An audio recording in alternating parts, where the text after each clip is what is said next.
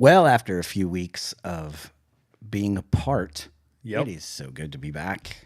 Oh, I've been looking forward to this. I love the really information have, 2 desk. weeks. I love it. I Yeah. love it here. Yeah, I love it. My favorite place. This is mission control right here, baby. For all the things going on in the world. It's so good. And you're so good at what you do. Well, thank you. I mean, what you just got back from doing, you did so good at. Oh, yeah. Yeah. So I'm like, I couldn't be prouder of you. Like man to man, not being, yeah. not man crushing or anything, just saying facts. Like, great job. Thanks, dude. I'm glad you're my buddy. I'm glad you're my buddy. This is for everybody out there. This is why you got to tune into this. This is a highlight for both of us. Oh yeah, Ben when Ben's here. Oh yeah, and Ben miss you, buddy. and Dr. Briscoe when he shows up. When Briscoe's here, yes. It's all good. It's always fun. It's a great environment to be in. So we appreciate you joining in tonight. We've got some pretty heavy topics to dive into. Of course, we always get this. We got to talk about what we put up as the graphics. So we're going to go ahead and talk about that Chauvin. Yeah, Derek Chauvin. Chauvinistic Chauvin. This is, it's a huge deal, but there are rumors that Derek Chauvin, and let me pull this one up, rumors that Derek Chauvin is going to be pardoned by Trump. Now, whether this is true or not, I don't know. It is just reported and Allegedly. And so Allegedly. this is with leadership in Minneapolis and in Minnesota in general are all, because, Tim Walz, he's still in the governor's mansion. Yep. So they're saying, no, we haven't heard about this. We don't know anything about it. But there's a lot of repercussions about Derek Chauvin. If he were to be pardoned, what could actually happen? He's got 22 and a half years. So it says here, this post needs context. This is from, this is new, so this is good. The pardon would only apply to his federal sentencing of 21 years. His state conviction of 22.5 years would be unaffected by this pardon. So inside of a state court, Trump can't pardon him. However, if I don't know where he sits with appeal, but I guess we could talk about it right off the bat. Should he be pardoned across the board? Yeah. Yeah. I mean, well, I'm like we're asking. Yeah. I'll give my opinion. My opinion is he absolutely 100% should. I struggle with that just a little because sometimes I think when, for the greater good of cities still standing and dumpsters not burning, you should just take one for the team. Yeah. Yeah, and be like, hey, you know what? Even though I'm completely innocent and did exactly what I was trained to do, and this guy was dying one way or the other, I think I'll just rest in prison. Plus, like we talked about today, maybe he'd be safer there. Yeah. Well, he did get stabbed 22 times, and that guy's going up for sentencing. So can I give you my opinion on this? Yeah, go ahead. So he didn't. First off, he was using a technique that was that's a picture from the handbook, right? From the handbook. This is so actually, if you pull up what you just had, let me pull that one back up. Okay, so his knee is just like maybe an inch or two higher.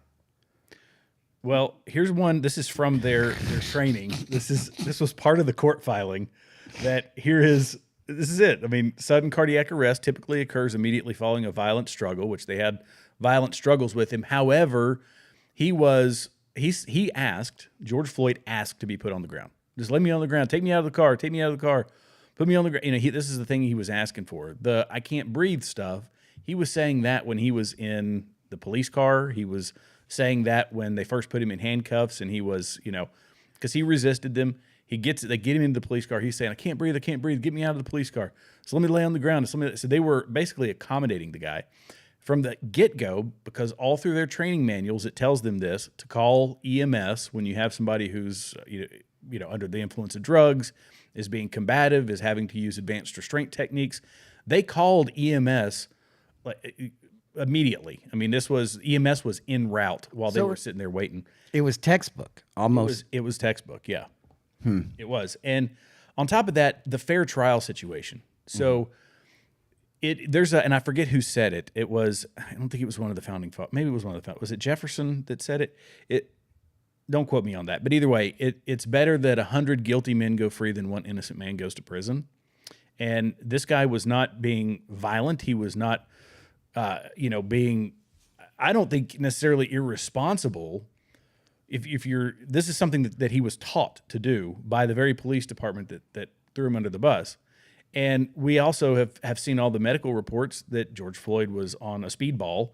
He had fentanyl and cocaine and all this stuff in his system. Enough fentanyl to kill him. Yeah. Oh, yeah. And so he died of a drug overdose, and he happened to have the other genetic, issues that, the heart problems and all this stuff that later came out. And I think that if folks are going to burn a city down because somebody who, and we go back to say that he also couldn't get a fair trial. And if you can't get a fair trial because the media blew up the whole George Floyd situation, if Derek Chauvin can't get a fair trial, then there is no trial to be had. I don't disagree with you. Yeah. And so we've got a innocent man who's got 22 years. And if Trump pardons him, what would happen if Trump pardons him? Would the state hold? Because they would, because it's Minnesota. Yeah. But, okay, the feds say, you know what? He's actually not guilty.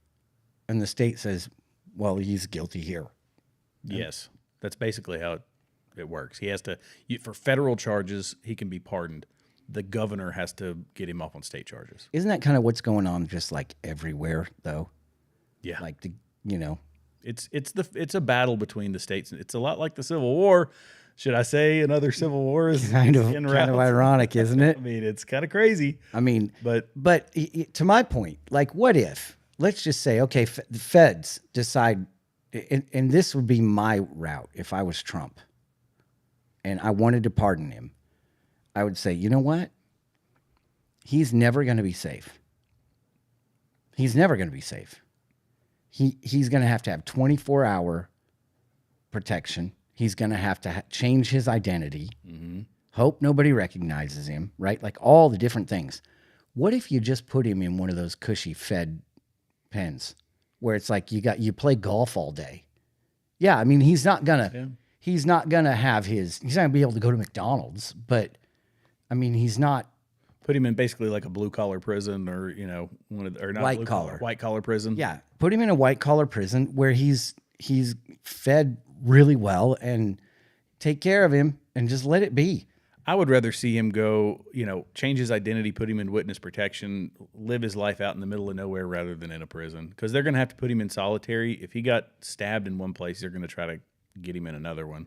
You know what I mean? Yeah. I guess that's my take on it. I don't know. I just think that, the ability for social pressure to put a man in prison for literally the rest of his life, and maybe, he might not even make it through his 21-year prison sentence or his 22-year prison sentence. And to have that guy in there because of social pressure and as the result of an unfair trial where public sentiment was not going to give him an impartial jury. And he won't be able to get one in the state of Minnesota as it is. Absolutely not. I mean, other than, I don't know, maybe the tides are turning. Maybe they're turning. Maybe those people look at their neighborhood and go, you know what? This is injustice. This is wrong. We got to do something here, Have you seen them? They've been tearing down George Floyd statues and painting over the murals and all that stuff. Yes. I mean, I think people are rapidly starting to realize that they were, a guy with a violent, felony record. Yeah. He was abusive. He was a drug addict. Right. And this didn't kill him. The drugs did. He was on his way out one way or the other. Yeah. So I don't know. If they pardon him, I think just even if they pardon him, they'll riot. I think so too, because most people aren't going to realize that he would still stay in a state penitentiary. And then the media will spin it as Trump's a racist and Trump supporters are racist. Yep. And the cities will burn to the ground, and I think they're bracing for that. Is kind of what I've been reading, and the article is from KSTP. Oh, I didn't want to open it over there. So Minneapolis and state leaders prepare for possible Derek Chauvin pardon. Multiple sources told 5 Eyewitness News that Governor Tim Walz, the Minnesota National Guard, Mayor Jacob Free, and Hennepin County Sheriff Dewana Witt have all been briefed on preparations for possible civil unrest if President Donald Trump pardons former Minneapolis police officer Derek Chauvin for his federal conviction of killing George Floyd. When asked by the White House reporters in March about pardoning Chauvin, President Trump replied, "No, I have not heard about that." So obviously he wasn't saying it back then. But sources also told KSTP the Minnesota Department of Corrections is ready to pick up Chauvin at a federal penitentiary and bring him back to Oak Park Heights Prison in Minnesota to serve the remainder of his 22-and-a-half-year sentence. He's currently in federal prison in Texas. So this is it, and we have to think this could be rumor mill that is trying to basically gin up some sort of if. Well, wouldn't it be just like Walls to be like, oh, Trump's going to pardon him, just to stir the pot, just to make things, Well, I don't think more divisive. I don't think it came from Walls, is my understanding. So, look, he's got the deck is stacked against him entirely. Oh, wherever he goes. But I think you are correct that regardless of whether or not this becomes a federal pardon and a state pardon, or it's just federal and he still has to serve it out in state, there's cities are going to burn. Cities across America will burn. Absolutely. Although somebody made an interesting point. I wonder, what's going to happen? Who's it going to be this time? Because BLM, they're done. Yeah. So they're going to have to come up with Antifa. Well, yeah, they're the paid actors. The point that was good, I heard somebody on social media. They said, imagine if they pardoned Derek Chauvin and nobody riots. And then we realized just how much of the the USAID money was going to fund riots. Yeah, Soros can't afford it on his own. That's right. So it's not just Soros; it was also taxpayer money. Yeah. Which, I mean, come on, I wouldn't be shocked to learn. Not surprised. Yeah, I wouldn't be shocked to learn that millions and millions were going into burning down Minneapolis and Portland and Seattle and all that stuff. But those people are that's affecting their bottom line or people's income, right? Because these people are professional rioters and protesters and all that stuff. Yeah, they got to do something. Yeah. I mean, they got to, those video games cost money. Right. So they've got to do something. And these 30-year-olds, their mom and dads, they cover their rent, but it doesn't cover gas. Right. You're on your own. You're on your own for gas. And you want takeout and you want to show up at this park so you can get on the bus and go create havoc. Right. Wow. Yeah. Although I will say this, that I don't know so much anymore if it's the paid actors or if it's our own congressman doing all this. You told me to pull that video. Let me pull that video. Yeah. Oh, that was such a good segue. That was a perfect segue, and I was unprepared for it. It was so good. That's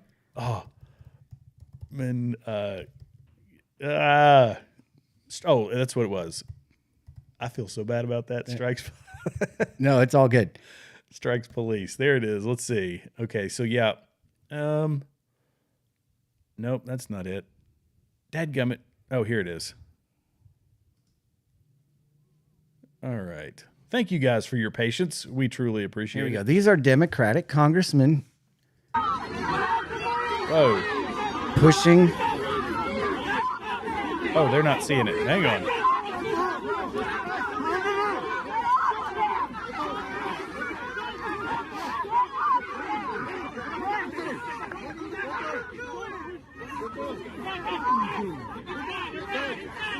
There's one in here where you can see it. I think it's over on the right. The closed fist hit. There it is. So this is an ICE detention facility, and these are Democratic congressmen that, if they would have just went through the proper channel to say, "Hey, we want to come for a visit," open doors, they would have been welcome in. But instead, they showed up and tried to bull moose their way in. Well, the way this one reads is this was Congressman, who was it now? Because this is Paul, this Sipula guy, I forget, sorry about his name. What I witnessed, Representative McIver, I guess that's how you pronounce that? Yeah, hitting law enforcement. It's hitting law enforcement. So there's one in there, it's off to the right-hand side of the screen, you could have seen it. But they were, actually striking law enforcement. These are congressmen and women. And it just goes to show you that it's like, we're at a place where I don't I don't understand. For 4 years, the Republicans and conservatives dealt with Joe Biden pulling people out of Afghanistan, getting Americans murdered, not to mention the Afghan people that were murdered because of the way we withdrew. We watched the economy tank like day one, and it kept unraveling, right? Yeah. Didn't he, in the last 3 months, funnel out like $19 billion Yeah, it was something like that. to brand new, NGOs and stuff like, it's almost like, like there was just so much fraud and so much abuse. And the Republicans did none of this. We didn't agree with 90% of what he said and what he wanted to do, Yeah. but none of this happened. No. We haven't been the party of violence, ever that I know of. I can't think of an example. We had Well, people will say, no, that's not true. We had the insurrection, yeah. January 6th, where they murdered an unarmed woman, Right. right? Or the police. Yeah, where the police murdered an unarmed. So I had, unarmed J6ers were beaten into, a coma. yeah, Which I had happened when that one police officer, that lady, was bashing the woman with a baton. I heard my dad was saying that they were tasing one of the police officers repeatedly. Did you see the footage for that? And I said, I didn't. I didn't see that footage. But, it went both ways. It was chaotic. Yeah. It was a mess. I'm sure there were messy parts of it. However, the deaths that happened that were not on the left or the police. It was Right. And even though they say 5 people, whatever it was, these are people that had heart attacks and strokes. right. Your consumption of too many cheeseburgers and having a slow moving security job at the Capitol, not denigrating it. I'm just saying that, when a high stress situation happens and then you have a heart attack, that's not on. It's easy to blame though. So at any rate, are we at a time in this nation where this is going to become the commonplace? And I ask that because Trump isn't going to stop trumping, right? Elon had to take a step back because he's worked his 100 days, or whatever it is. So he's cutting back. But Doge isn't finished. They're still uncovering the truth. The thing that upsets me is we have not seen accountability yet. We have not really seen, other than you're not getting the money that you got, Yeah. we haven't seen like, that's against the law. And you need to be held accountable for that. We haven't seen that yet. And that bothers me. I think that bothers most people because we want justice. Like we've said repeatedly, we serve a God of justice. We want justice. But is this going to be the next thing? Are we going to start to see these men and women? AOC came out and said something about, try that in New Jersey. No, that's not how this works. This isn't the way you do this. Right. But it has become the way of the left. The violence as an effective tool, to intimidate people. It makes for, interesting internet clips. It'll give them a little bit of it'll give them a little, Yeah, it helps their following, pads their followers. They say, oh, they're willing to get out in the streets like the rest of us, which is not the case. Behind all this, there's a lot of personal security and a lot of, nice SUVs that they're getting in, driving around with, drivers and aides and all these people, security guards. They're well covered. This is all show. And then they send their little foot soldiers like Antifa out into the streets to terrorize people. Right. This is theater, and it motivates people to do what Antifa did in Portland and Minneapolis and other places, and destroy personal property, destroy cities, cause billions of dollars in damage, and try to sway and change the view of the electorate. Yeah. Well, you look at this and you see their security detail, like the guys in suits. Yeah. And guess who's getting pushed out? The guys in suits. Yeah. Right. Like you don't have the authority here. In fact, I watched a video this morning. I should have sent it to you. ATF showed up at a guy's house. I don't know if you saw this. But they showed up at the guy's house and they wanted to confiscate his firearms. And so the guy said, "Yeah, hold on just a minute. Let me go get him." And while he was going to get them, he called 911 and told the police that there's some guy here pretending to be a law enforcement officer trying to confiscate my guns. And so the police show up, guns drawn. Yeah. The guy's like, "I'm a federal agent." They're like, "Hands in the air, hands in the air." "Yeah, I'm a federal agent." You're like, FBI, open up. that's it. Yeah. There you go. Yeah. Hands in the air. And they end up having this standoff to a point where they get this federal agent on the ground and they're cuffing him. Yes. It's so good. Oh, that's beautiful. It's genius, really. You're pitting one against the other. But yeah, I mean, you look at A-okay with ATF getting. Yeah, oh yeah. But you look at this and it's like, come on, your security detail is on the move because they understand there's a protocol and a hierarchy, and you don't just walk into a detention facility, no matter who you are. Yeah. Yeah. You don't. You make the arrangement. You do the right thing. You can't just walk in, and they're trying to just walk in because of who they are. Yeah. Well, it's like the ATF. We don't care who you are. There's a protocol here. My dad talked about this with, and I won't say who it was, but there was a thing he was doing for. It was with a university. I'll be as discreet as I can. But it was with a university, and they wanted to help people in South Sudan. Great. With agriculture, right? Because these people had left. There's a whole generation that didn't know how to farm their land. My dad was a farm machinery guy for the longest time, and so he got in on this, and they went and brought a senator in, and they were going to try to get some USAID money and all that stuff to do it.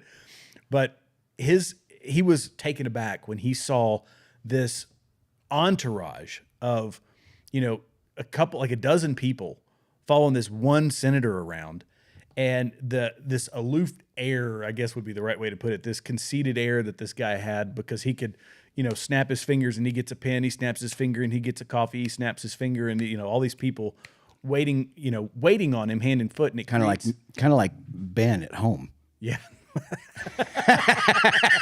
No, Ben, hit us in the comments if that's the case. It's not. I can assure you. Oh man, but I could see how having people, brown nosers around you all the time, makes you think you're something you're not. You're just invincible, and that your sense of entitlement. The procedures don't matter to me. They matter to the little people, but they don't matter to me. Right. Right. Well, I mean, but you look at something like this and you think, why? Well, first of all, why is this getting any kind of attention at all? Because these people made a stupid mistake, but because of who they are, they don't make mistakes. Well, right. No, this clearly was when they came out with a statement saying, "Hey, if they would have called ahead, we would have made arrangements." Okay. Yeah. Why didn't you pick up the phone and make a call? Oh, because you wanted this to happen. Mm-hmm. And now, I'm sorry, but it's against the law for me to strike an officer. Mm-hmm. What's going to happen here? Because are we going to see an unequal justice? Don't tell me there's a three-tiered justice system. No, I mean, surely not. Surely these people are going to jail, right. Pushing and shoving police officers. Yeah, I think there's 4 tiers. That people have laid this out before. There's because people say there's a 2-tier justice system. That's most common for the regular people and then just the elites. But there really are differences. If you're a congressman or woman, you can still get in a little bit of trouble, but you get a bit more leeway. If you are, really like the Joe Bidens and the Hunter Bidens, those types you get of away folks, with whatever you want. You get away with anything that you want.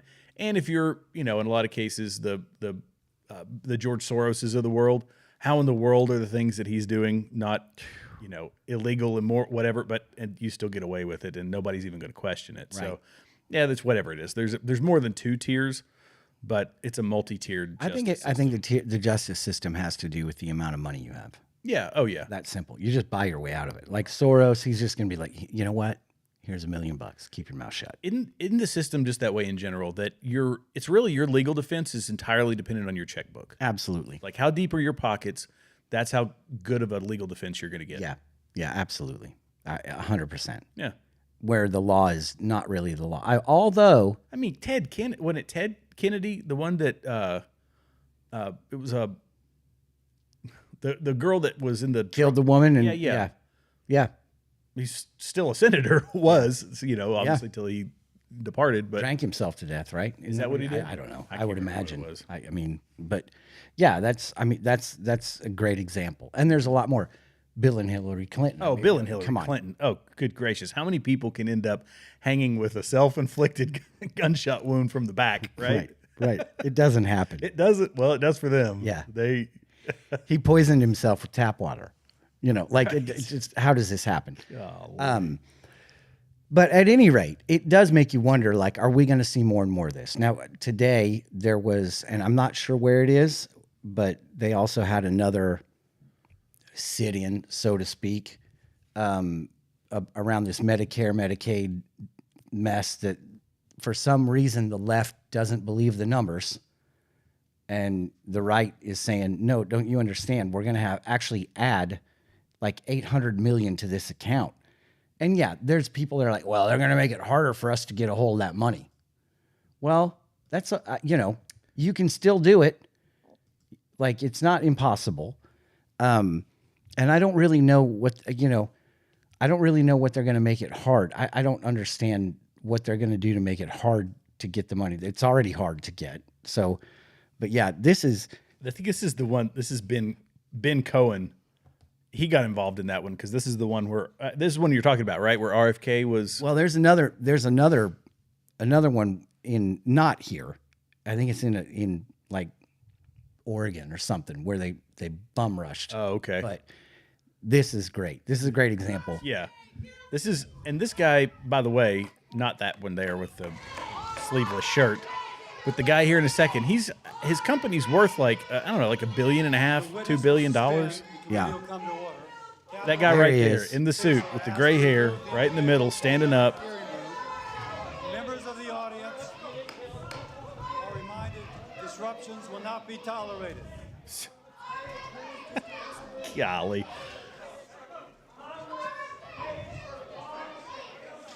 What a spectacle. Members of the audience are reminded disruptions will not be permitted while the committee conducts. There you go. There you go. Manhandle him. Get him out of there.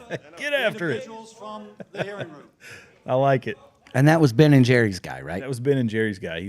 That's Ben of Ben and Jerry's. Yeah, I don't eat their ice cream. No, I don't eat. I used to. I can't eat ice cream. I used to. I like Chunky Monkey, but I won't eat it. I won't buy their stuff. I do eat ice cream, but as a lactose intolerant man, I have to clear my schedule to. I shouldn't. But when I do, I eat cheese with it. Because if I'm going down, I'm going down. Oh yeah, I'll wash it down with a big old glass of milk. I'll call you in 3 days. Don't call me. No calls. Right. My phone goes on do not disturb. I just bought a tub. See you in a week.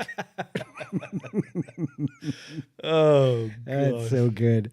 Well, it's a childish spectacle. Exactly, and it's like, what difference are you going to make? Yeah, and he goes and made his point on the Patrick Bet David podcast. Right. He's made his point. I think he's been on Joe Rogan. He's been on all these big podcasts. He's got all the platforms in the world that he can access because he's Ben Cohen from Ben and Jerry's. And then he shows up here, right, and gets manhandled, right, which serves him right. So the guy in the cutoff sleeve shirt he might go spend the night in the city jail, and Ben Cohen's going to go out and get in his Bentley or whatever he's got, right, hop in his private plane and fly away. But he got his airtime. I really hope it hurt him when he jerked him by the arm. Yeah, I know. I do. But you look at this and you got to think like. We say to our kids, yelling doesn't make you hurt. Yeah.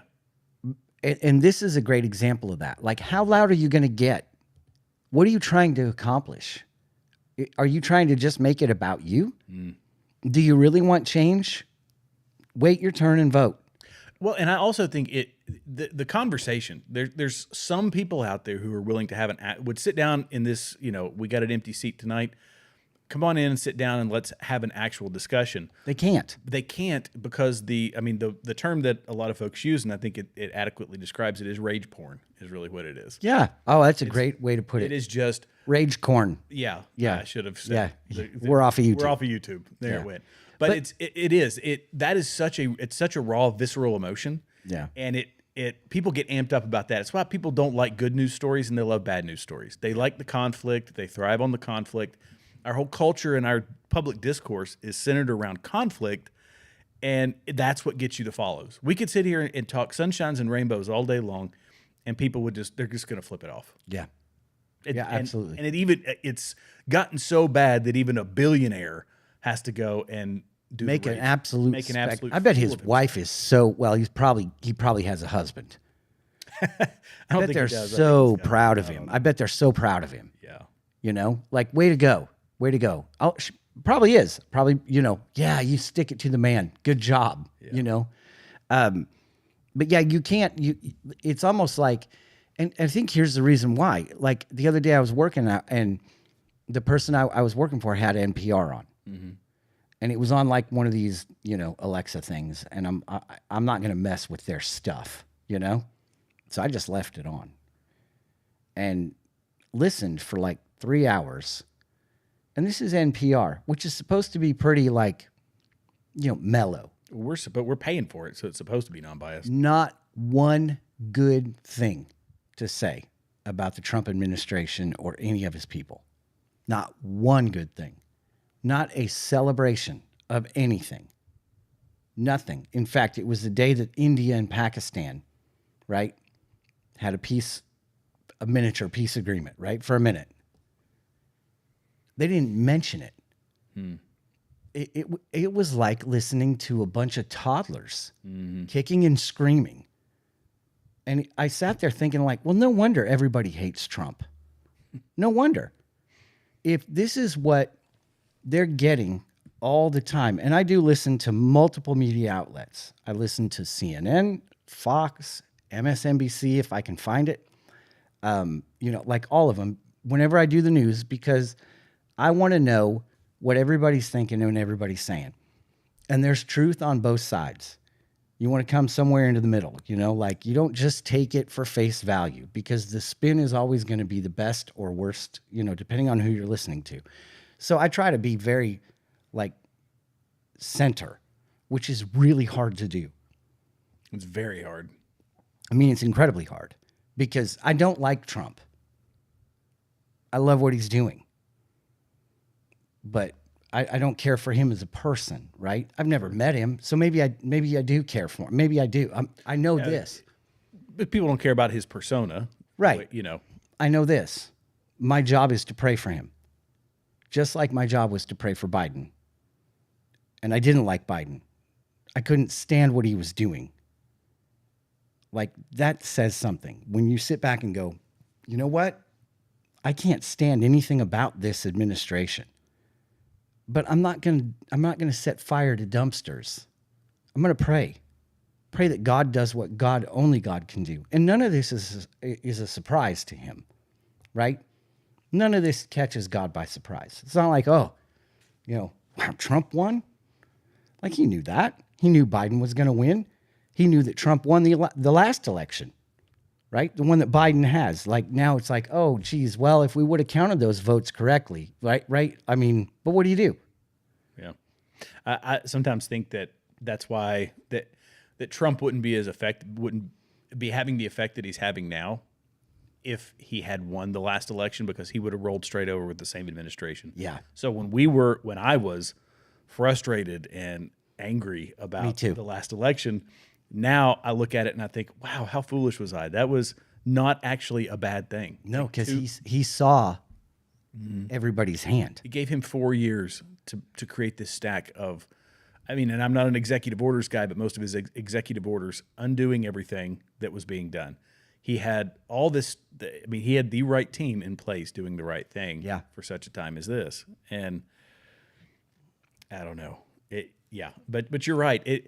And I find that very hard to, when we talk about Biden, we say that, like you were saying, NPR, 100% of what they say about Donald Trump is negative. Yeah. And I was, as you were saying that, I thought, have I been able to say anything positive about Joe Biden? And I don't know that I have.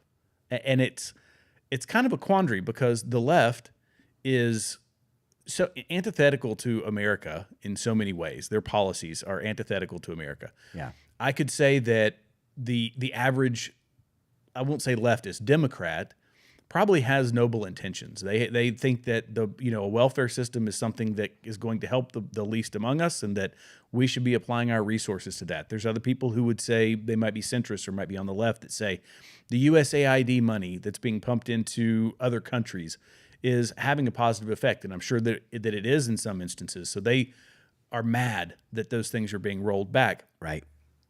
So I could, if I had put that at the feet of Joe Biden, I guess you could say, all right, I understand his motives behind those things. But really, from a policy perspective and everything across the board, these are the things that are A, bankrupting us, B, have been, Joe Biden and his rhetoric and all that has been far worse for public discourse than what I believe anything Donald Trump has done. Okay. Their party has been worse for public discourse. They've got Maxine Waters and, Chuck Schumer. And all these people calling for violence in a very veiled way. We're not going to let them eat. Don't let them sleep. Don't let them. It's like, Right.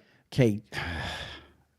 So it's hard to say, well, Joe Biden did this right or Joe Biden did that right. Right. Because I don't think I can't think of a thing. I want to. I would love to be able to say Joe Biden did something that I'm okay with. And I can't, I wasn't even honestly prepared to talk about it. So maybe I could come up with something before the next episode. You know what he did really well? What's that? If he could sniff out Prel. He was a Prel sniffer. That's what he did well. He could find the shampoo anywhere. He did that good. I have to pull up that picture you sent me. Yeah. Should I pull that one up? Yeah, go for it. Yeah. There it was. Yeah. Where was this? Was this a statue? Yes, this is a new statue in Times Square by a... Who made that? I don't know, but I love people. The fact that people would... undefeated. Right? The fact that people would take the time to make this is so good. It's so good. So who's the statue of? Nobody. It's just a random statue? Yeah, it's a sculptor who makes statues of African American women. Okay. And they're in, London, and they're in Amsterdam, and they're in just all over the world. And he puts them wherever he wants, kind of. Like there's one in a park in London that's just right on the sidewalk. It's 10 feet tall. People have to walk around it. So is it like Banksy, sort of, that kind of a guy? You know who Banksy is? No idea. So Banksy he's a graffiti artist. He became famous for really, like, his walls, now that he was really become famous, his murals that are literally stuck on the side of a building sell for millions of dollars. Wow. But they can't go anywhere. They can't go anywhere. It's like, I own that painting. He used to do counterfeit dollar or pounds, British pounds or whatever it was. And he would put, it would be a different face on it. I think he would use Princess Di, even though, it was Princess Di, even though Princess Di wasn't on any of their currency. Right. All the serial numbers were the same. It had little monikers in it. So technically it was considered art and not graffiti. And there was a 10-pound note, I believe. It was called a die-face tenner, if I remember correctly. Okay. And they would sell for like $500 or whatever it is. And he would make a ton of them. But he was a graffiti artist. He was kind of a countercultural guy. Right. But putting a statue in the middle of Times Square, 12-footer of a statue would be something bad. Of a mythical black woman who is doing nothing but looking, not happy. Is it the same woman? Or sad. No, it's a different woman. He has used the same cast a couple times from what I saw, just doing the very little research, because I'm fascinated about, like, let's say you know what?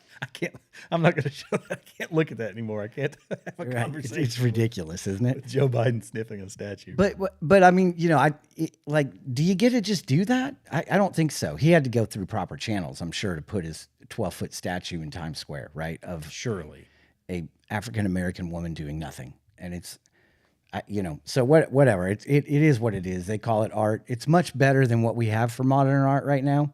Duct tape a banana to a wall, like that kind of thing. This at least took a little effort. But yeah, it's... I'm going to see if I can find some of his stupid art videos. I've seen them on X, and it's like what people call art now is absolutely ridiculous. Here you go. Here's an art. This is what they consider art. Art keeps getting stupider and stupider. Here you go.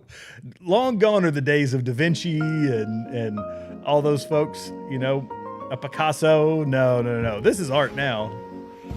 I hope it shows. Look at this. Whacking at modeling clay with some. I hope there's nothing an extension cord. Yeah, there might be. Oh, that's good. There you go. You know what? That's like what kids do after they.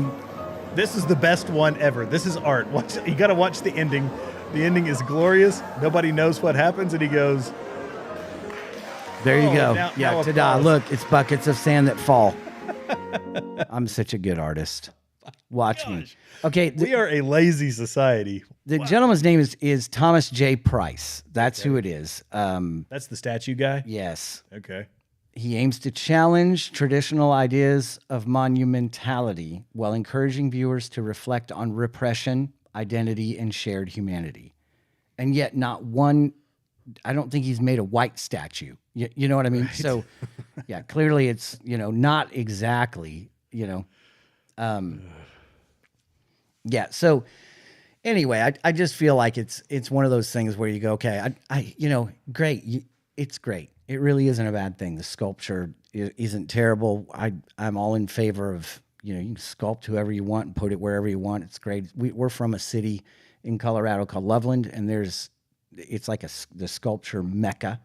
There's sculptures everywhere, and there's a lot of sculptors that live out there. They do some amazing work, and if they did an African-American woman and put it out there, so be it. It's art. It's great. I don't have a problem with that. I do kind of have a problem with, why does your art have to be political? Like it does. It's not about reflecting on repression. That's a human being. Mm-hmm. And everybody, I don't care who you are, even me with my white privilege, right? As a man, my masculine white privilege that's so toxic. We all have moments of. You're being sarcastic. Totally. Okay. Yeah. It's like we're going, Jeremy, you're going through a shift here. We need to converse about this. But I need to, maybe I need to stop and reflect on and.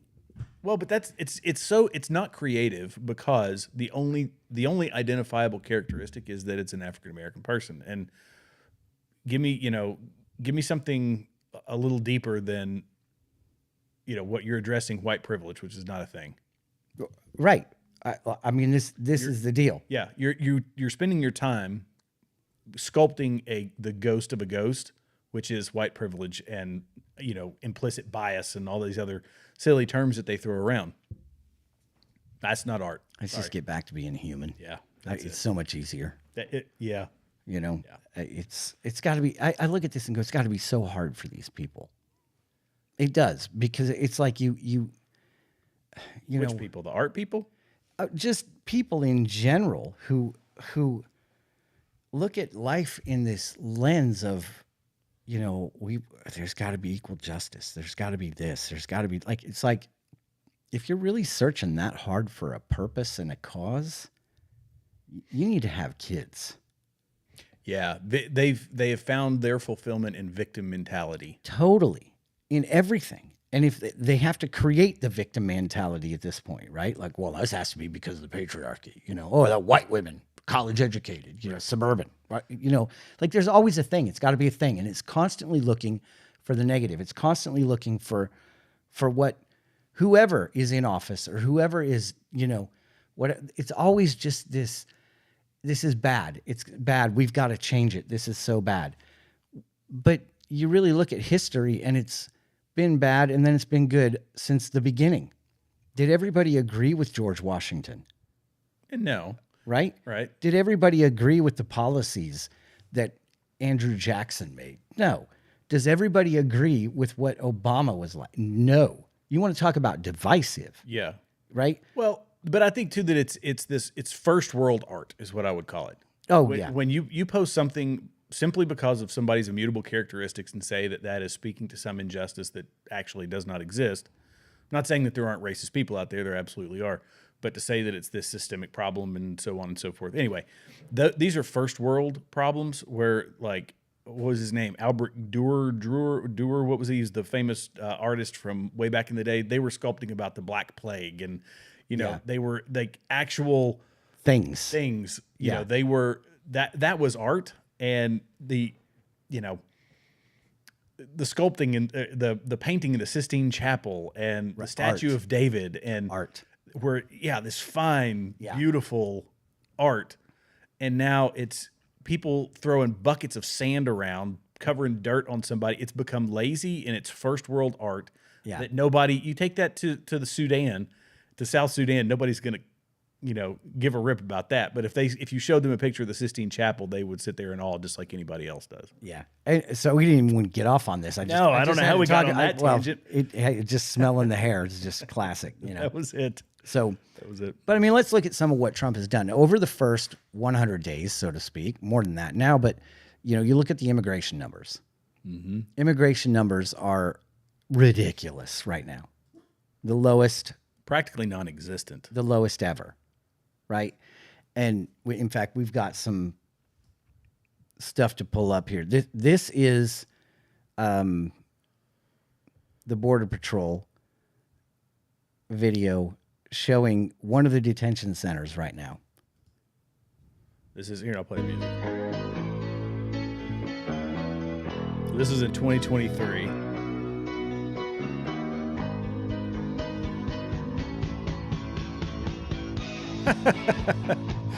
Wow. Isn't that remarkable? It's unbelievable.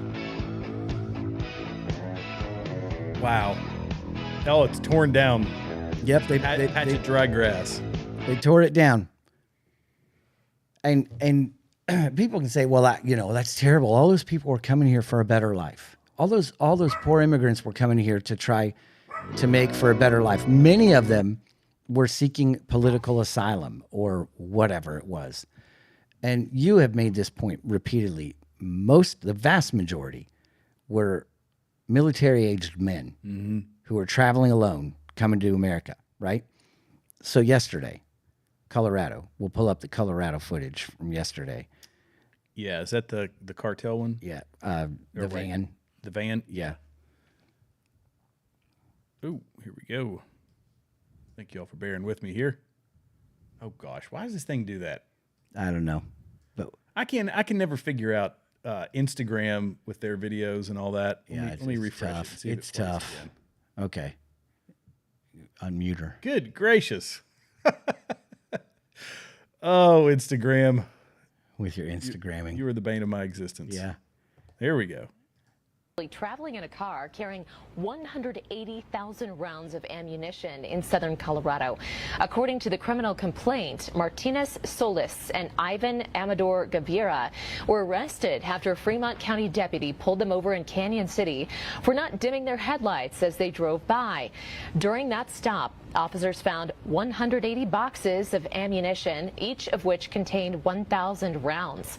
There were approximately 150 boxes of .308 ammunition, a common hunting round, and about 30 boxes of .762 ammo, which is commonly used in AK-47s.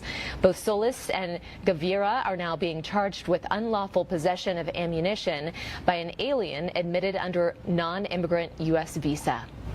Two Mexican. Well, there you go. Wow. What are they doing with that? Oh, the hunting, right? That's a lot of hunting. That's right. That is a lot of hunting. I mean, even if you're doing that for target practice, that's a lot of target practice. That's a lot. They said it was how many boxes? 150. With 1,000 rounds each? Yeah. Jeez, hello. So 150,000, over 150,000 rounds of ammunition. I wonder who their guy is. I'd like to get my hands on that much. Right. And how'd they get that? Yeah. How would you get a van? They bought it at one place. Cartels aren't going to stop entirely. That's the thing is that, Trump's done a great job of stopping the flow of people and some of the drugs and all that. But the weapons, ammo, the drugs, the human trafficking, it's not going to stop entirely, but he's just put a dent in it. And this is stuff that is already inside. Well, and that's the big point, right? It's already here. And we've seen the videos from CIA operatives and people that, don't want to reveal their identity and whatever. It's not a matter of when, it's not a matter of if, it's a matter of when these people come unhinged and the cell ignites or whatever.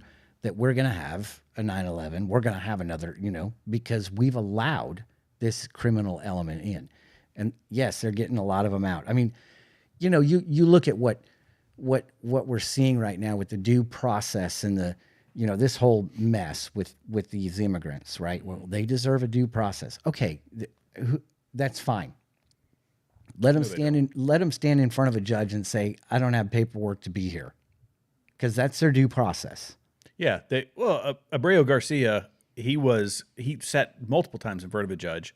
He had a proper order to be removed from the country. He had other criminal charges. And I've watched a lot of people argue this, and I totally believe that if you came here illegally and you did something illegal, do we just sit here and hold you and spend money, taxpayer money, to make sure that you go to a trial so that you're eventually kicked out, or do we just go ahead and kick you out? And I say kick them out. Yeah, I don't disagree. But let's say, for the argument's sake of all these people who are screaming about these illegals being here, who have already broken the law by being here, let alone the law that they broke that they're in jail for, right, or whatever, give them due process. Hire a judge. We'll call him, like a 15-second judge, for them to go in front of and say, are you supposed to be here? And the answer is no. There's their due process. They don't need anything else other than to say, okay, then you're on the next plane out. Yeah. But I don't even think we need to appease the people who are saying, give all these people that aren't U.S. citizens the proper due process. Well, but it'd be easier to do that. It would silence that argument, is my point. Yeah. Because there's a lot of people who are just like, well, they didn't even get a chance. It's like, okay, give them a chance. Give them a 30-second window where they can stand in front of a judge and he can ask them one question. And when they don't answer it right, he can say, then you're going home. Yeah. There's the due process that everybody's complaining about them not getting. Let them have it. And the answer is going to be the same. And it's over. I really just want to kind of rub the left the wrong way. Of course. Say, no, we're not going to do that. Actually, we're going to, as we pick them up, we've got an assembly line of buses, planes, helicopters, trains, whatever means of transport. Right. And as we come across these folks, we'll be happy to drop you off in El Salvador. Well, but I mean, I guess, you know what I'm saying? To your point, it is getting rid of a lot of wasteful congressmen who are going to go to El Salvador to try to get them back. Well, think about this, though, the logistics behind it. As a former logistician in the military, this is the way that my brain works. And we've got low number, 10 million people. It's actually somewhere around 20, 25, 30 million, something like that. But let's say 10 million people. 10 million people that you have to round up and get out of here because they're leeching off the taxpayers, off the tax, off of our money, off of our tax dollars. So you start backlogging these courts, which they're already under the legal process backlogged. Yeah. The illegal process is backlogged. If you detain them, now you've got to have the detention facilities. You've got to have the assembly line of paperwork and all this mess, the bureaucracy of the government. Or we get them, we deport them, we send them to El Salvador, Nicaragua, Mexico, wherever they came from, Colombia, it doesn't matter which country. We get them all shipped out, and then we sort out the paperwork later. Or we just don't, because now they're not a problem. And once at the point of detention, we do biometrics. So we get their thumbprints, their retinal scan. We get all the data we need, whatever valid or invalid ID we've got, but a facial, a photo. With all of those things, next time they come in contact with somebody, if they try to sneak back into the country, then I guess you could put them in federal prison, or you could just deport them again. You know that this is a repeat offender and they will never get legal immigration status. Right. That's my thought, is get rid of them. We don't have time to deal with the judges. We have 10 million people who are, they say, they give us $60 billion a year in tax revenue, but we're spending $180 billion to keep them on. They're a net that negative, argument is so ridiculous. Well, Yeah, they it's pay ridiculous. taxes. Oh, okay. Yeah, some do. Sure, some do. But I feel like if they just Zoom called a judge, like you know what I mean? Like, we got him, and the judge would ask him the question. Okay, we'll see. Then you've got they have no recourse. This is the point. They think they have recourse because, oh, these people weren't given a fair trial. They didn't go before a judge. Okay, let's put them in front of a judge, and it can be on a Zoom call, and they can ask the one question that matters. Do you have paperwork to be here? And when the answer is no, then you're gone. Yeah. But it silences. I guess that's the point. Yeah, you want to throw it in their face, and I get it. I mean, I get it. But okay, take that away from them, and then what are they going to do? Because right now it's like, oh, we're just going to cry about these people not getting undue process. Like this isn't justice. This isn't right. Okay, let's give them justice then. Yeah. Let's put them in front of a judge, and it takes 15 seconds for the judge to say the same thing. It's not going to change. It's not going to change the outcome, but then it takes away the argument. So it's the wind out of the sails. It's a simple way to just backdoor it and go, hey, they did go before a judge. They said they didn't have the paperwork. But even then, they're going to say, yeah, but they went in front of this judge that's like a trial from the 1500s where you had judge, jury, and executioner all in one place. This is not the American justice system. Well, that's This true. is you know what I mean? So they would still have an argument against it, and it would. I do love the they fact would that they're poke a throwing judges. I do love that those judges are facing their own. Yes. It's Oh, like, I do. It's I mean, get your comeuppance. Like you want to do it? yeah, Yeah. yeah. I'm all it's so for it. good. We're talking about them arresting judges that are corrupt. Yeah, It's got to happen. it's got to happen. Equal justice under the law. Yeah. But there's people yeah. up in arms about that. Well, they were just trying, they were trying to just, they're good people trying to let these immigrants stay and, blah, blah, blah. No, it's an agenda. It's a judge housing an MS-13 gang member. Come on. It's a law. Anytime you break the law, you're not above it. And I just can't. But yeah, we're trying to justify it now. Well, no, they're good. They're good judges. They're just trying. No, their ideology supersedes the law, and that's not right. Right. The law is the law. If you aid and harbor, right, you're in trouble. And so yeah. Anyway, we got to move on. Yeah, we could talk about this one. Yeah, it gets you fired up, doesn't it? It's crazy. It really gets me fired up. I did want to touch on the tectonic plates the Earth's rotation, And the pole shifting. pole shifting. Yes. This is wild. So this is CNN. So it's true. Of course. It's the most trusted name in news. Absolutely. 2025, January 21st. Yes. And this has been going viral recently as well. So this was back in January. I know we're already in May. Yep. Bro, where in the world does the time go? So if you're using your smartphone to navigate, your system just got a crucial update. Scientists have released a new model tracking the position of the magnetic North Pole, revealing that the pole is now closer to Siberia than it was 5 years ago and is continuing to drift towards Russia. Unlike the geographic North Pole, which marks a fixed location, the magnetic North Pole's position is determined by Earth's magnetic field, which is in constant motion. Over the past few decades, magnetic North's movement has been unprecedented and dramatically sped up. I might need reading glasses. It dramatically sped up, then in a more recent twist, rapidly slowed, though scientists can't explain the underlying cause behind the magnetic field's unusual behavior. And one of the reasons this is interesting is there's something called the Adam and Eve theory. Have you heard about this? I have not. So the Adam and Eve theory is that the first time this happened was around the time of Adam and Eve. The second time that this happened was Noah and the flood. And that a third time is like it's an impending doom that we're going to be facing. Okay. And it's basically catastrophic shifting of the poles. And when that happens, there's floods. We're more susceptible to meteors. There's rapid heating. Well, it's floods in that as it shifts, you have tsunamis and all these crazy things. Yeah. And then the earth slows. And it's like, I mean, it's just chaotic. Yeah. And they say that this is why these particular things happened.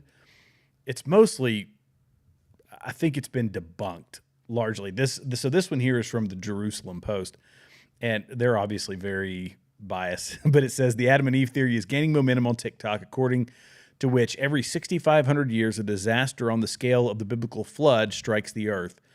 Is it true? And it says the conspiracy theory known as Adam and Eve theory has recently resurfaced on TikTok following its appearance on Joe Rogan's podcast. It claims that every 6,500 years a major disaster occurs on Earth.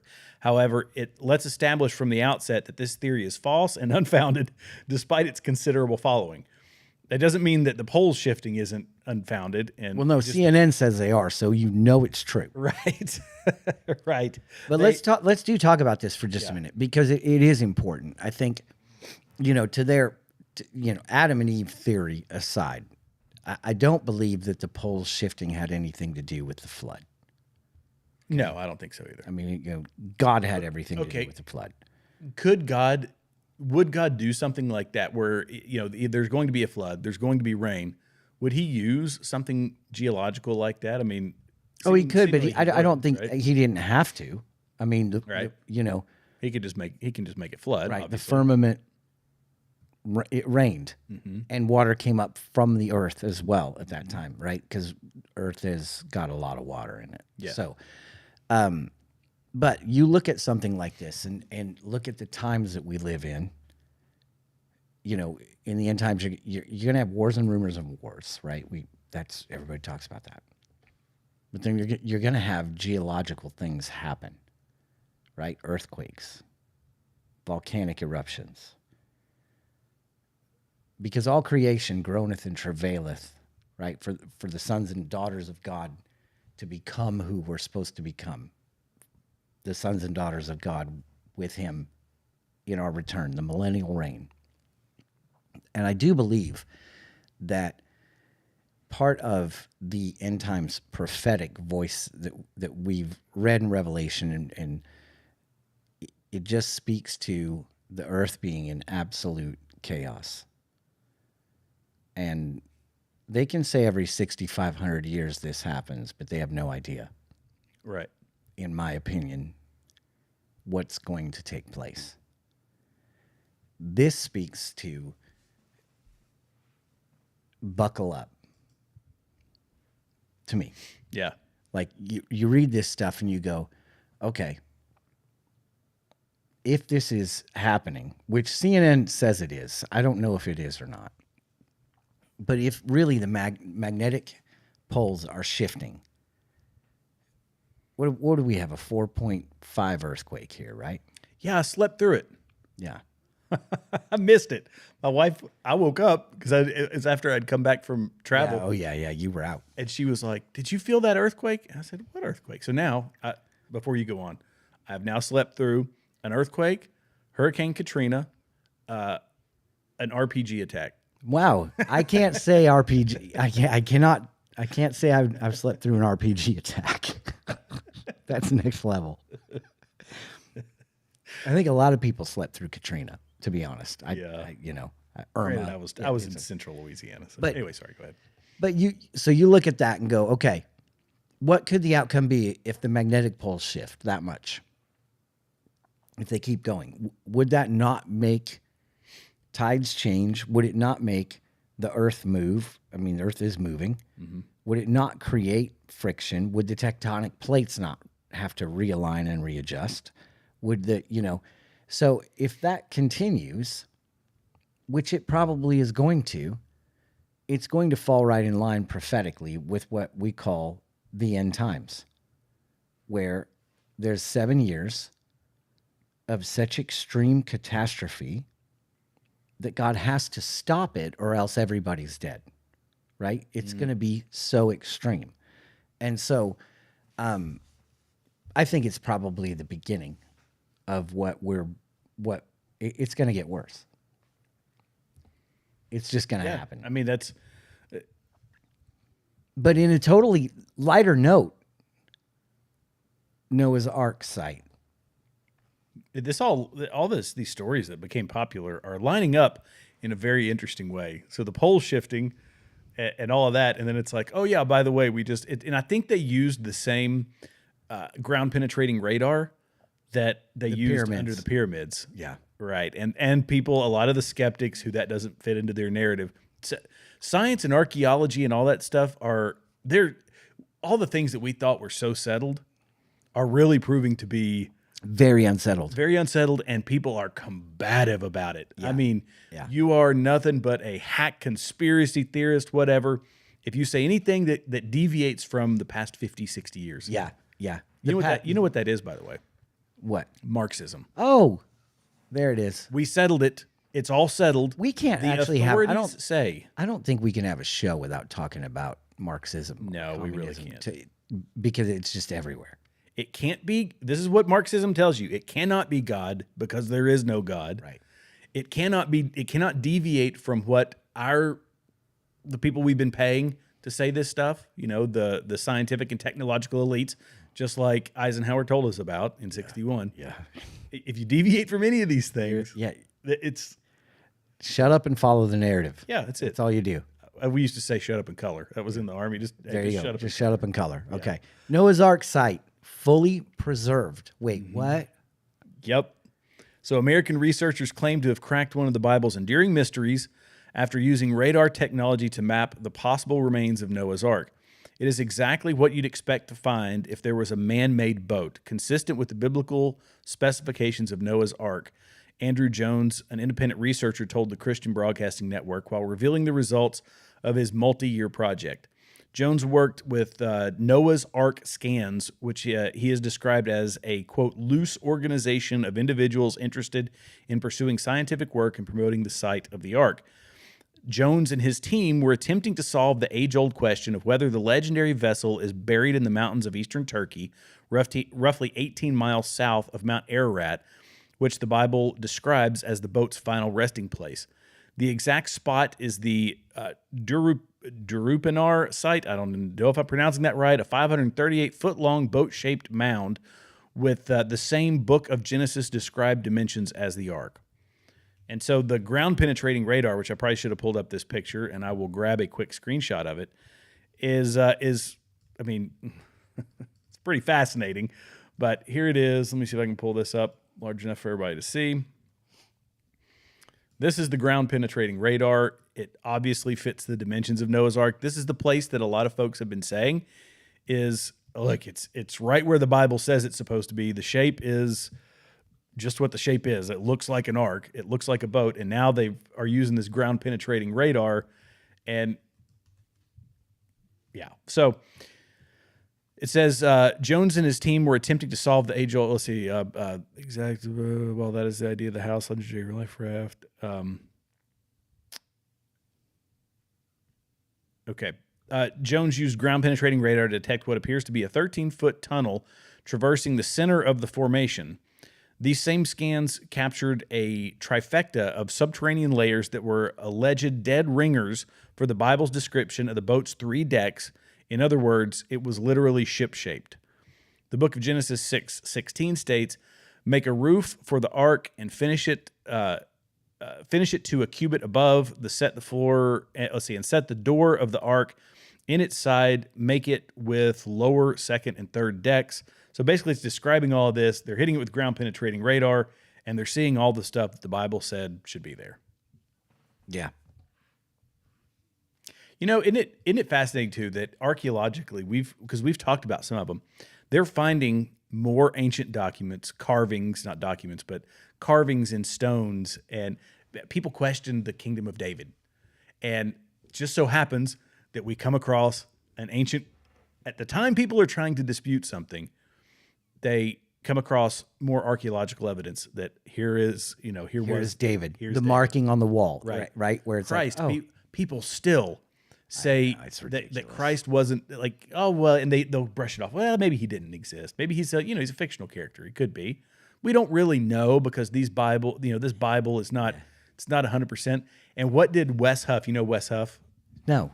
So they call him Wesley Buff now, but he's a Canadian guy, unbelievably knowledgeable. You need to look up his stuff, and you all can check it out too. But Wesley Huff went to an archaeological site where they found the first. He didn't discover it. It's kind of well established now, but Are you talking about the tile? Symbolism. Yeah, it's the tile that is Yeah. where the Jesus fish can be seen. It's like the first instance of the Jesus fish, and it was however many thousand years old.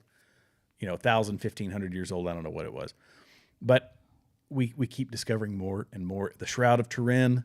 Oh yeah, the fact that they've been able to pull the image, like, Yep. yeah, it's. They're like, this is This is- almost 100% guaranteed. I mean, well, because science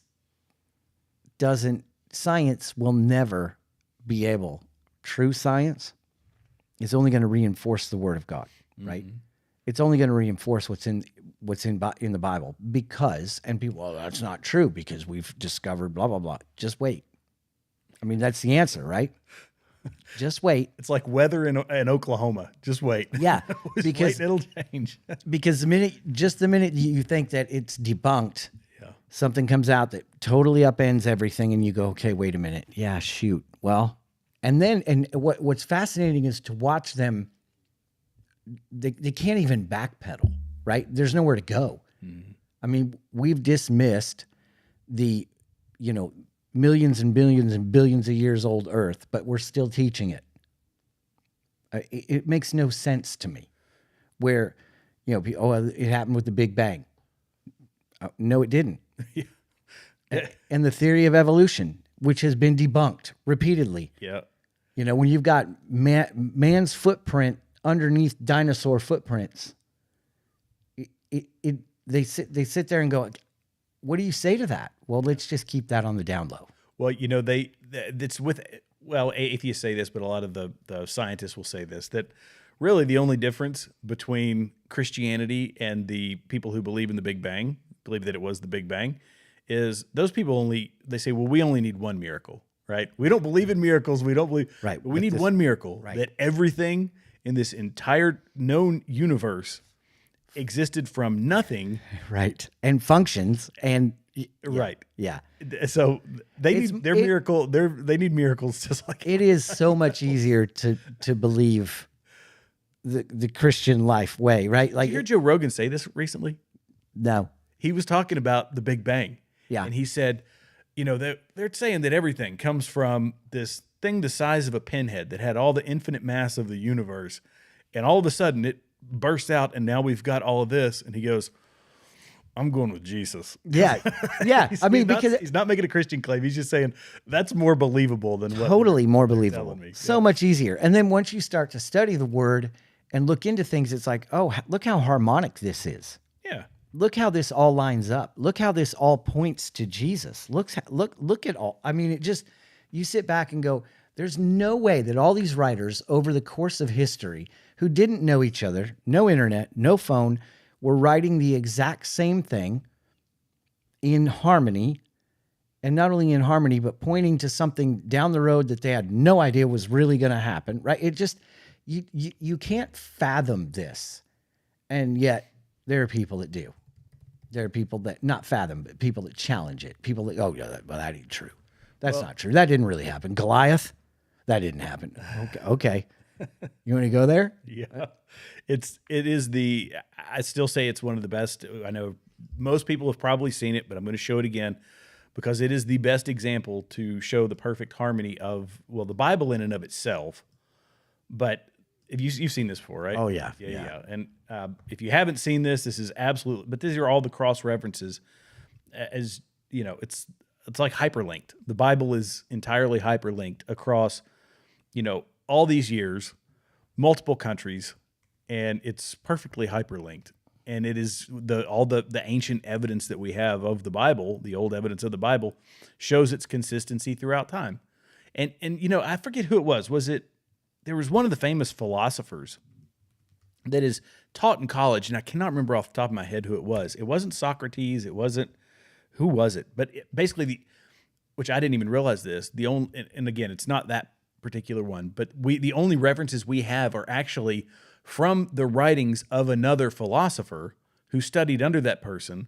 So now we teach them as this great philosopher, and we have less evidence about them than we do of the existence of Jesus Christ. And yet look at this great philosopher, whoever it was. I can't remember off the top of my head. So I probably shouldn't have brought it up, but I did. Yeah, well, no, the whole thing with Noah, you can't deny it happened. Every civilization around the world has the same story. Every one of them. I mean, so it either was made up by one civilization and then word of mouth spread and everybody decided to believe it and share it like it was fact, which doesn't make any sense, right? Right. Like, or it just happened. The world was engulfed in a flood, right? And, you know, they've discovered, they believe they discovered the city where Noah found, Naxwan, it's called, the city near the ark where Noah and his family first settled. And so you sit back and go, well, this kind of makes perfect sense. Like, you land on an ark, you establish a city, your sons and daughters end up going into the world, everything starts over, it's a reset, just like God intended. And that group of people obviously all have the story of the flood because they were in it. And so you end up with a There you go. consistent narrative throughout all cultures, right? Yeah. Yeah. you So, go. yeah, that's where that I mean, and the fact that they found it verifies it. I mean, it's just what do you do with science at that point? What do you do when it's like, oh, you know, well, it didn't happen. It did. I mean, So many scientists. I wish I had the video of it. I could probably find it. But the guy talked about the probability of. He said in their class they talked about the probability of being killed by the reversal of the third law of thermodynamics, and then he talked about that it was whatever to the 10,000th power or something sure, ridiculous. Yeah. And the probability of what was it? Oh, dadgummit, I shouldn't have started this before. Should have looked it up before. Yeah. Oh gosh. I just had a complete brain cloud. It All right, happens. well, I'm talking gibberish. B. Davis. B. Davis made a comment about the art thing we were discussing earlier. Yeah. She said, art, I think it's become more about the concept, not the technique. If you guys are watching now and you didn't see us earlier, went on a pretty sizable rant about how pathetic art is nowadays. Oh, it's so bad. I don't know. It's not about the concept. It's become about the concept. I don't think. I think it's just people trying to be creative, and what constitutes creativity is just it's nonsense and anything you can just pull off the top of your head. Yeah. And because it's different, people say, "Oh, well, that's got to be art." It's like, Well, I think they got away from, in some regards, they got away from studying the classics, right? Like, you know, they're not looking at Da Vinci and they're not looking at Michelangelo and they're not looking at, you know, they're looking at Pollock and they're looking at, like, I think people now would look at Da Vinci and say, "I could do that," you know, right, It's right. very conceited. Well, way. and now with AI, they probably can. Yeah, they I could. mean, sadly, right? That's Yeah. a whole nother arena of like, where's art? What's going to happen with art? What's going to happen with music? When AI writes songs just as good as what we're coming out with. And so it's kind of fascinating to me, this whole notion of, You know, one of our viewers left a comment before. She's a regular over on Rumble, and she said, "You guys need to do an intro with the country version of the that AI song that I had made." yeah. Do you have that? I've got it somewhere around here. Oh, we should I totally, know I've got it saved. we should totally play it, because the truth of it is, yeah, this, Find it. so this is, you know, art, quote unquote, right? Yeah. And when you hear it, you go, that's a, you know, who's the artist that does that? It's not. It's, you know where I think it is? I think it's in our text thread, and that text thread runs deep. Yeah, I'll be able to there's get to no that. way. Golly. There's no way I I'm will finding never that. find that. If you guys want to know how we put this show together, we have a monstrous text thread. Oh, it's deep. Oh yeah. Deep thread. I'll have to see if I can find it. I don't know if I've got it in here or not. Although, you know, I don't think mine deletes, so I'll just roll back. Yeah, it's got to be in here somewhere. But it was a country song that I thought I had it saved on my desktop somewhere, but I had a country song made about Braver Than the Rest. I had a rock song made, and the vocals are amazing. It comes up, you give it a few words, just a few characters, and it will gin up these, you know, Doesn't it? It sounded like Nickelback, I think, or one Yeah, of them. that might have right? been. Well, I was trying. Yeah. Well, here we go. Let's see. Here's one of them. Braver Than the Rest. Let's see if No, not that one. not that one. Yeah, not that one. Well, there we go. Not that one. There's this one. Was that it? No. The best one is the country one. Oh, come on. This one. But this is all AI. This all is AI what's generated. insane to me. Yeah. Let's see. Not that one. Not that one. Dadgummit. Boy, you remember this. Oh, I remember. It was Those are great. the only three that I had. Maybe it was our the text thread. It might have been the guitar, the second one you played. No, this is not it. Yes, it is. Yeah. Yeah, this is it. To be free, fires of faith burning endlessly. Tristan said not it. I was talking about her. Truth in the skies, stars dressed in red, carrying dreams that ain't easy dead. Braver than the rest, we ride I mean, it's great. It's awesome. under God through It was literally, I think, 200 characters. America's heart beats in our chest. Stand for freedom, fearless profess. I mean, it's great. Yeah, it's a really good song. And Suno, S-U-N-O, is the platform I used. For anybody out there who wants to listen to it. Or check, play with it. Liberty's voice like an eagle high. Faith and courage in the blood we bled. Fallings ain't failures, they're the paths we tread. Braver than the rest, we rise. Tristan says, yay, art. Yay, art. That's right, Tristan.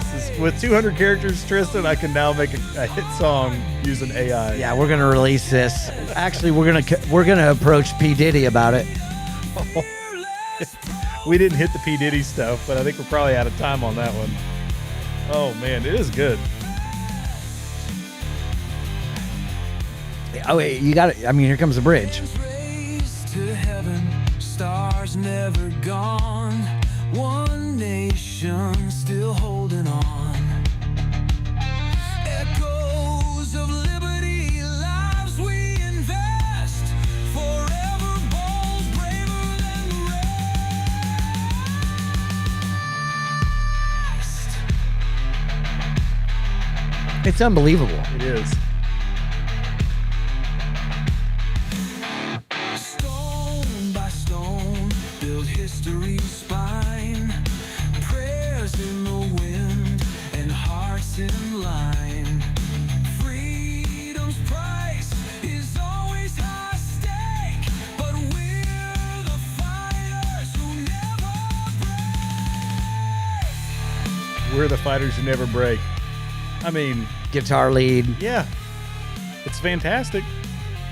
Some of them, I made some, like my nieces and nephews, I made songs about them. Yeah. And I've got a nephew.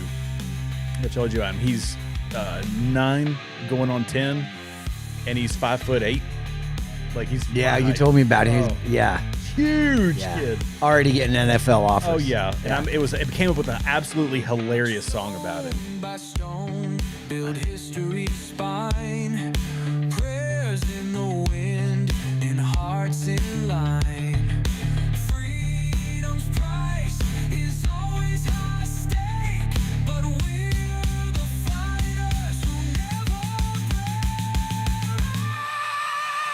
Live around the road. It's a really good one. I mean, it is. It's. They got to hit the chorus one more time. Yeah. Bolder than the rest. Nope, they didn't. That was It's it. great. It's great. It's great, and it's not art. No, it's not art. It's mimicking art. Right. It's mimicking art, but it's not art. So beware, because this stuff is getting good. Oh, It's getting, I mean, that was great. yeah, it's getting really good. And Who needs? I mean, why do we need any of these celebrities? yeah, right? Right. Like we can start just hearing we can just start hearing artificial intelligence and just being fine with it. And I guarantee it's not going to be like, you should vote for Joe Biden. Ooh. Oh, I didn't mean to have the volume. This is ridiculous. Yeah, I mean, this is Elon's new robot. You slap a little bit of fake skin on that, and the motors start getting a little more precise. They start getting. You add the movement of what's the Boston? Is it Boston Dynamics? And all the acrobatics that their robots can do. Yep. I mean, the humanoid stuff is really becoming a thing. Yeah, and is this the one that you can purchase for your house to clean and take care of you? And Isn't it weird too how the stuff that we watched in movies? Oh, you know, iRobot, dude. They Look at this thing. they forecast the whole thing for us. You know, predictive programming. Get ready for iRobot. Yeah, and pretty soon the pods come out. Yeah, liquid filled. Yeah, you know, Surrogate, the movie Surrogate. Hello. This is where we're moving. This is where we're at. Yep. I mean, the people pulling the strings, transhumanism, the Matrix. You know, you've got the Matrix, you've got iRobot, you've got Surrogates. All these movies that tell you what they're going to be trying to do to mankind. It's unbelievable. It's really, really wild. And that thing dances better than my sister. Like it. You know. Do you remember? Did you say it dances better? What'd you say? Than my sister. Yeah. Do you remember Seinfeld with Elaine with the the kicks, man? Right? Yeah. Yeah. I mean, I'd like to see that robot do that. I'm sure it could. There's no way. Oh, you can't. That is contortion next level. I mean, the Running Man. It did a good Running Man though. I was pretty impressed. So, I wonder how it moonwalks. What shoes is it wearing? That's an interesting question. I don't know. That's probably just its feet.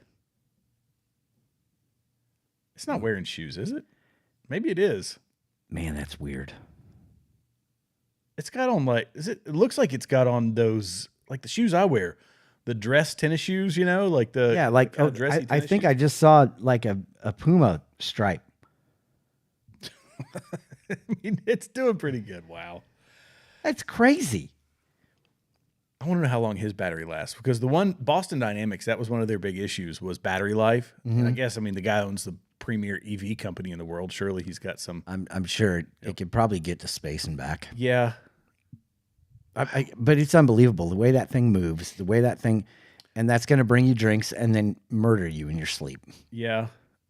Although I think that these AI videos, I'll play this one for folks. Oh, Did you watch this one? Yes. It's great. Over toys. Toys made in China.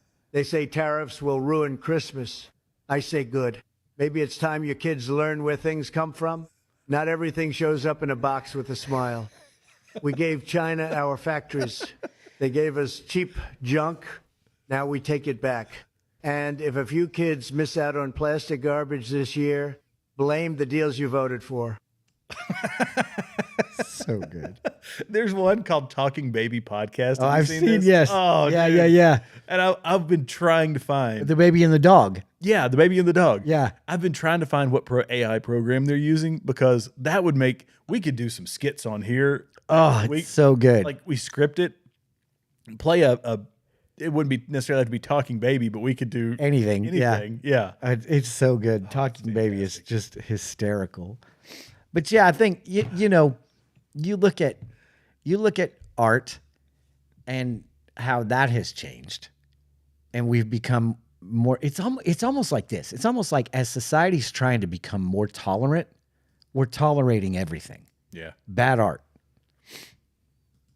duct tape a banana to the wall. It's like, this is not art.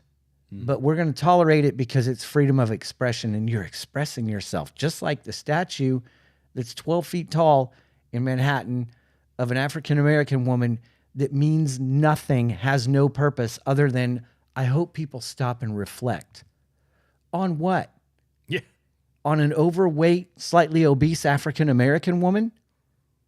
I don't care. Yeah. I don't care if it's a white woman. It's not as easy to sculpt a white woman out of bronze. I guess there's some truth to that. right? So, kudos to you, Thomas Price. Like, good job working with what you got. Yeah. Try doing that as a white girl. You can't, right? But you sit back, I don't care. I don't care. Yeah. And you look at the art now and you look at what is being able to be created. I mean, you've got men and women living in a completely alternate reality at this point. I mean, I saw a video the other day of a Chinese man who's wanting to get married to like his AI partner, and it's like, That's been happening in Japan quite a bit. what are we doing? Yeah, Japan. Yeah. Yeah. What are we doing? I mean, this is part of the population decline they've been experiencing. And I don't know what theirs is because they had their old school, like they're very traditional, Yeah. used to be. Yeah. And when they broke from traditional marriage and guys becoming more introverted and getting into this video game culture that is, I guess, kind of swept through Japan, now they're saying, I just want to have fake relationships with women.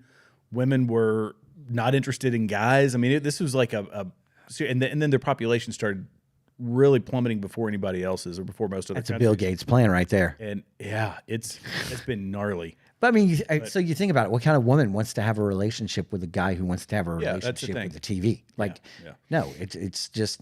But the other half is the women are just as bad, and so at some point you're no longer going to create because you're too busy. Well, you start Pretending. becoming, you start becoming too beta. When the men start becoming too beta, women want a man who's going to, I'm not saying that every woman wants some big burly, strong want muscled up dude. sensitive guys. But yeah, it's I think it's kind of a spinoff of the strong men make good times make weak men make bad times. Bad times make and strong bad men. times make strong Right. men. So we are moving into that phase of weak men making bad times. Hence, the magnetic pole's moving because it's going to be really bad times, and men are going to have to change. Yeah, they're gonna have to learn how to make fire with flint. Right, right. I mean, what happens what I'm when saying? what happens when it all crashes? Yeah. I mean, truthfully, what happens? Us Gen Xers are going to be great. We'll be fine and be like, finally, I'm technically a millennial. Are you really? Yeah, I'm on the cusp. But you're I'm not. 81. But you're not. No, I say it's like around here in East Tennessee, it's kind of like fashion. We're about 5 years behind. Right. Yeah, that's a good way of putting it. Right. You know what I'm Right. But you think about it, like what's going to happen to them? They're going to be bankrupt. They're going to not bankrupt as in money, but bankrupt in every other capacity. Oh yeah. Because they have no idea how to function. They have no idea how to talk to people. They have no idea how to. So it's like, okay, if I'm not staring at this repeatedly, I don't. They can't. They're a lot of introverted. They can't get a meal without. They're somebody else making it for them, or them ordering it on their cell phone. Yeah. When everything stops. I will tell you, if you're looking to do something with your life, get into the trades. B. Davis says, "Don't worry, women will save you." LOL. Yeah. Right. You're right. You're right. B. Davis over here on YouTube and Tristan over on Rumble. I want to appreciate y'all for coming in and hanging with us. Yeah, but okay, Tristan. She says we're Zennials. That's a good way. That's a good way to put it. Zennials. It's with an X. So Gen sounds- X with. It sounds like a flower, like a zinnia, but I'll take it. Zennials. I'll take it. Work. I'll take it. Yeah. So okay, zennials, like you'll be all right. I don't want the stigma of being a millennial. You get it. You'll be all right. You're gonna be okay. But like the true millennials and beyond, whatever's next, right? Gen Y, I guess it is, right? They're done. It's getting so bad that as society, it's gonna take Gen X and Zillennials. Well, XENNIALS. I like her. I like her way of thinking. I like her. I like that. That's good. Yeah, if it's going to take us to pull them up by their bootstraps and be like, hey, come with me. We're going to have to be like scout leaders. Yeah. That's what it's going to be. We're going to be like scout leaders. Like, this is my den, and because they're not going to be able to. If this thing comes crashing down, they're not going to be able to deal with it. Yeah. Well, this is good. I think that the cultural shift is what's driving a lot of these younger folks back into the church. We talked about it. It was a few weeks ago, but they're going back to church. Yeah. They're turning towards more conservative family lives and having kids and stability, that sort of thing. I think there's room for a masculine movement to make its way into America because of the good times that we've had, but also the social craziness, I think, is what's really going to push young people towards that, because they don't want to be part of the victim culture. They don't want to be hanging out with, blue-haired folks with, a ton of nose rings. Not everybody with blue hair is bad, but I'm just saying the stereotypical left-wing person who's angry, hates men. They're like, no, hate everything. I They hate everything. There's nothing that makes them happy. And young men who have even a remotely masculine upbringing are going to say, I don't want that. Young women are going to be doing the same thing, saying, this is lunacy. I actually want to have a husband, a family. And you know what is going to happen as a result of that? They're going to populate America with conservatives. Sure. Because liberals aren't having kids, because, betas might handle the blue hair and tolerate that. But Right. but like a man is going to be like, no, get out of my house. What, And like, an increasing number of their kids are becoming, the T word. They are, right. And they're not going to have kids. Yeah. I don't know if you know this, but a trans woman isn't a woman. Right. So it's going to be one is the loneliest number that you'll ever be. So they're going to be by themselves, no family, and it's going to be what it's going to be. Meanwhile, the kids of the alpha male and the female who's had it, who wants to have free range chickens in her yard and stuff, they're going to be like gangbusters and having kids, and I would just ask, they're going to raise their kids to be like, don't be trans. That's stupid. Right. Yeah. I would ask that they have 5 to make up for the others, because They should, right? If just them are having them, we're still in population decline. The Bible says to be fruitful and multiply. Yeah. So if there's 2 of you, that means 3. 3 or 4. Well, 3 at least. 3, because you got to be fruitful and multiply. So, Oh yeah, 3 because 3 then you're that's adding one the extra. Yeah. one So extra. yeah, there you go. Okay, Tristan, I'm gonna have to find that Facebook group. There's a Facebook group for these. Is it Zillennials or X? Because it wouldn't be Xennials. X at the start of a word is Z. Yeah. So, Which is fine. You're part Zennials. of Gen Z, Zennials. okay, I'm gonna go look for the Zennials Facebook group. I might You join up totally with that should. one. Yeah. And then you could actually invite me if you'd like me to teach you all on what Gen X is really like. Yeah, because you're I way am- into Gen X. I am definitely way into Gen X. My son really wants to be Gen X. It's so funny. Yeah, he's seen a few little snippets and whatever. He's like, "Did you really do that?" I'm like, "Oh, buddy." I had very much a Gen X upbringing. Yeah, I mean, I can picture you building a ramp out of a two gosh, by yeah, four and cinder blocks, and Bro, we built ramps and we're jumping dirt bikes with them. yeah. I mean, 4-wheelers and yeah, no mom was there being like, "Oh, you're gonna get hurt. Don't do that." It was more like, "Go get hurt." I was very fortunate. My grandmother and our house were kind of on the same piece of property. Yeah. So there was an area where I was way out of sight. Yeah. And the only thing that brought me in was the whistle from my dad. Yeah.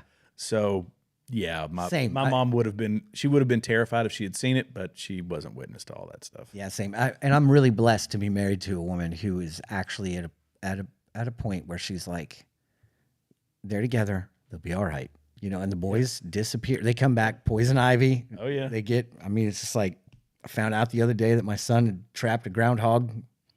Oh, that's pretty good. It's great in somebody else's yard.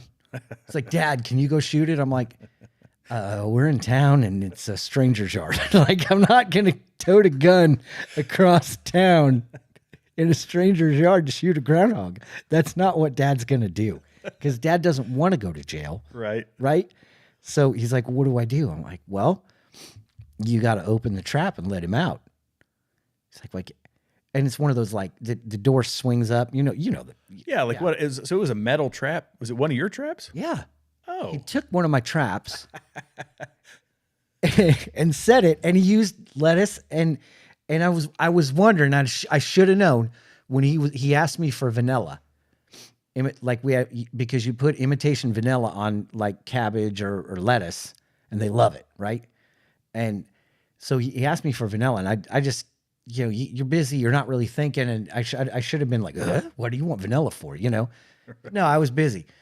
And so anyway, a couple days later, we got a groundhog, Dad. I'm like, oh, all right. Well, I'll get my gun. We'll go shoot it. Just give me a few minutes, And then I'm like, where is it? He's like, oh, it's in the woods over there. I'm like, okay, like our woods? It's like, no. I'm like, oh, okay, that's a game changer. So where did you put it? He's like, oh, it's like 4 houses over in the woods. And I'm like, golly. dude, you can't go trapping groundhogs In other people's yards. And so he told me he's got to let it out. Well, you got to push that trap down. And if they step on the plate in the back, he's like, I can't let it out. I'm like, can you push that thing down and hold it down? He's like, he like bites at us. I'm like, well, I'm not sure what to do here, honestly. Like, can you carry him to our yard? He's a little heavy. He's one of those Fat City groundhogs. Yeah, I'm like, okay, so I guess I got to go get the groundhog and carry him to the yard. Yes, for those of you listening, he's still there. And it's been days. So my hope is when I go carry him, it's a carcass and not, But yeah, it's just You need to get they make some bigger caliber air rifles. Yeah. That would be relatively safe in the city. It's the same. I've got a low velocity round for a 22. Yeah. Which is the same. It's almost the same. Air rifles will be probably more powerful. But yeah, what would work is you could probably get like some, if you had a sandbag, like you make yourself a little execution area for groundhogs. Oh yeah, like so a you guillotine. Could stack up sandbags and some stuff behind it. Oh yeah. And then all you got to do is put your trap in front of it. Yeah, and just yeah, take it through the trap. That's a great idea. Because I don't want to. First of all, I don't want to accidentally shoot into somebody's house. Oh yeah, right. Yep. Second of all, like that would leave a mess all over the bags. My kids would love that. I think that's so cool. The boys would think that's so cool. But it's just one of those things. Like, let them be boys. Yeah. Let them go out. Let them play. Don't judge me that we're starving a groundhog to death currently. But yeah, we'll deal with that tomorrow. If tomorrow ever comes. So again, thank you guys for tuning in. And the comments, love the chatter. Love it, love it, love it.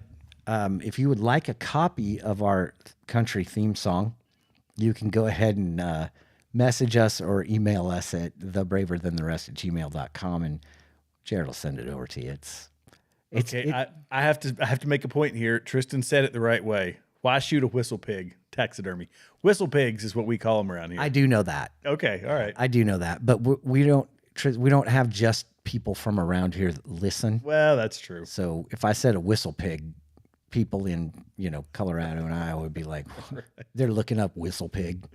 Can you imagine what you come up with there? Pig. What's a wiffle pig? What's a wiffle pig? Yeah. Hey Siri, what's a whistle pig?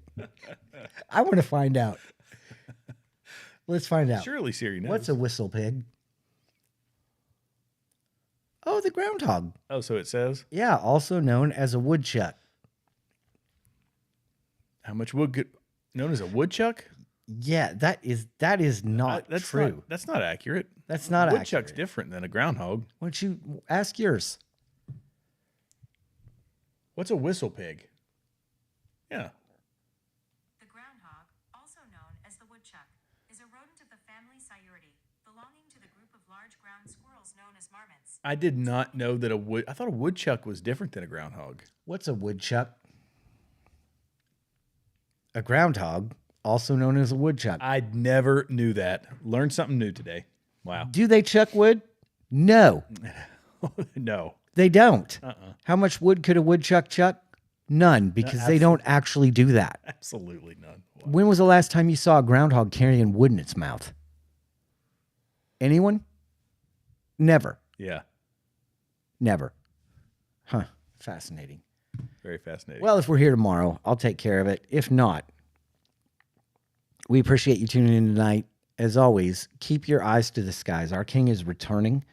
And in fact, we went over that just a little bit earlier about how magnetic poles are moving. All this stuff's happened. They found Noah's Ark. I mean, not that it was lost. We always knew where it was, Yeah, right? But if you have questions or comments, feel free to leave comments and email us at thebraverthantheRest@gmail.com. We thank you guys for tuning in tonight. It's been a lot of fun, and look forward to next week. Hopefully we can get Ben back on, because it's always fun having that third voice. If you would like to be a guest on the show, feel free to reach out to us. We would love to host a stranger. In fact, we'll call it that. Host a stranger. Host a stranger. Yeah, we'll just have somebody show up. And if nobody responds, then I'll just pick up one of the dancing guys up the road here that I see. We'll see if we can Whatever get him in you here. want, buddy. You know, they got to have something to say. I saw one this morning. I don't know who he was talking to, but he was mad. Oh, is he the guy jumping up and down near? Nope, different guy. Okay. This one was like he was actually like physically pushing the person away that wasn't there and stuff. Like, oh, wow. yeah. And I thought, man, that's got to be rough for that person. Yeah. You know, the imaginary friend. That's friend abuse. So, anyway, braver than the rest. We'll see you next week. Thanks for tuning in.